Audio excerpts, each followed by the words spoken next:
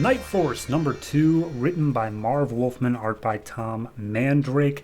Last issue, I don't know, man. A lot. If you can decipher last episode, go ahead. This issue picks up back in 1799. George Washington, getting back from his presidential terms, and he's finally coming home to relax. He goes out onto his land one night, and he comes across a clearing that he does not recognize. And when he gets there, there's a bunch of creepy, mysticky looking dudes and a whole bunch of decaying corpses.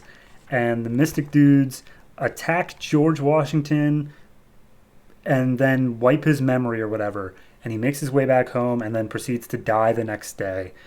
And then we get the weird mystic dudes talking, and they say how they would hope that one of the presidents would be able to start generation 1 of something. And they thought that George Washington had the perfect DNA, but unfortunately he was infertile or something, and none of the other presidents have worked out. So they're still looking for something to start generation 1. So then we cut to present day. Zoe and James are leaving the motel, heading back to Baron Winter's place because they're like, all right, we need to talk. And before they can even start doing anything, Winters gets a phone call. It's the doctor who investigated like Zoe, who did tests on her. And apparently she calls Zoe and says, hey, you were pregnant. You have some weird scratch marks inside your womb. And then she picks up her shirt and sees that there's like a C-section scar. So she doesn't remember being pregnant at all, but she wants more tests done just to be able to like prove what's going on. So they're going to do that tomorrow.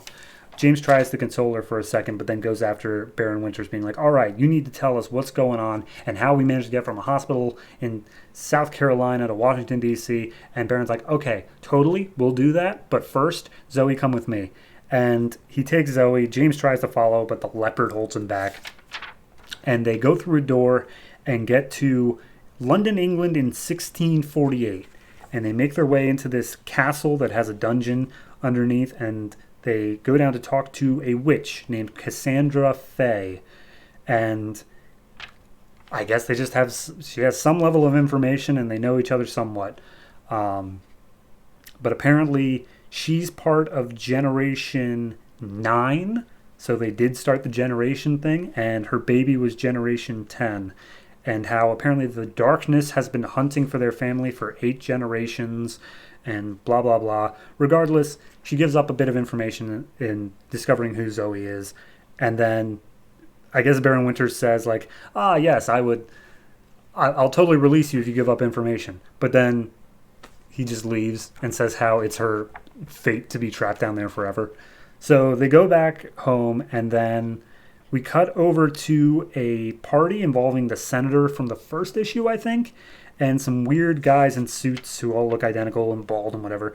They say, all right, he's the senator's doing fine, but he has some weird resistance in his brain, and apparently he's part of Generation 9 as well, and they just need to maintain control until the election happens. So I guess they are trying to still insert themselves into the government. So Baron Winters and Zoe get back. James has a gun trained on Baron, but of course it doesn't work because Baron's just magic. Baron keeps on doing this thing also where like he keeps on saying stuff right before it happens, where it's like, oh, and you should answer your phone, and then it starts ringing, and I'm like, yeah, once was cute and all, but this is like the 7th time you've done that. Maybe just stop. So anyway, James picks up the phone, and it's somebody who he asked about DNA tests for, and then they start going over the whole story of James' father was trying to investigate a disappearance of a Carol Dutton back in the 50s. He got some information that led him to a photographer, I think, who wanted to be a singer. But regardless, they threw the book at the guy just because they wanted an easy thing. But the guy always said that he was innocent, and they never had any real evidence to convict him. But they did a trial and got him convicted anyway because they just made a good case. So years later, the father is doing some research on papers, and a baby was found in Colorado that had a birthmark that was absolutely identical to Carol Dutton's. It was a crescent moon on the back of the neck. And so he became obsessed with the case of like, was the person who was abducted like alive? And then there was a bunch of other abductions that were around the same ages, and they all were women and whatever. And so he went back and found 200 years worth of kidnapping. So then one day, James, as a kid, he wants to play baseball. He's knocking on his dad's door. And after knocking for a few seconds, he hears his dad scream from inside. So the walls start oozing green slime. And he busts in through the door and sees his dad being attacked by shadows, the same shadows that attacked them last night. So he can't do anything to save his dad. His dad's just being torn to bits, and so is he a little bit, but his dad gets the brunt of it. And finally, the shadows leave. His dad is dying, and he hands James a small coin, an ancient coin, and then dies in his arms. And basically, the conclusion of all this is that baby that showed up in Colorado is actually Zoe's mom. But Zoe didn't know that because she was put up for adoption. Like, she was left pretty much. And the grandmother, Carol Dutton, was the one that he was investigating. So, yeah, and Zoe has the same birthmark on her neck as well. So he's like, oh my God, that's insane. What are the odds that this level of coincidence, like we would all just coincide? And he's like, I don't think it was a coincidence.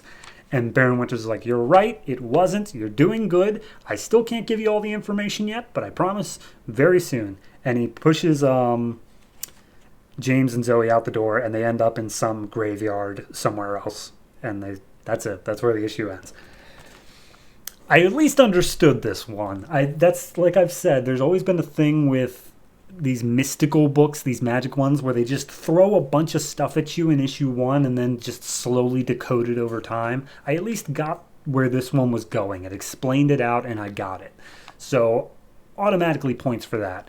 Art-wise, it's fine. It doesn't quite have as much weirdness as issue one did, so it's not quite as amazingly like, oh wow, look at that. It's fine. It's more or less just house style, it feels like, with a bit of a darker tone to it. Writing wise, again, it's explaining. It's doing its thing. I don't like how Baron Winters is basically just doing that thing of like, oh ho, maybe you should answer your phone. Yeah, no, we get that. You've done it 4 times now. Thank you. So overall, I'm gonna give this one like I'll give it a 6. It still hasn't got me yet. The generation thing seems interesting, but it isn't well enough defined to see whether or not I like it. But I think it could be something that they could do a lot with. But I am at least, of course, going to check out the next issue when it comes.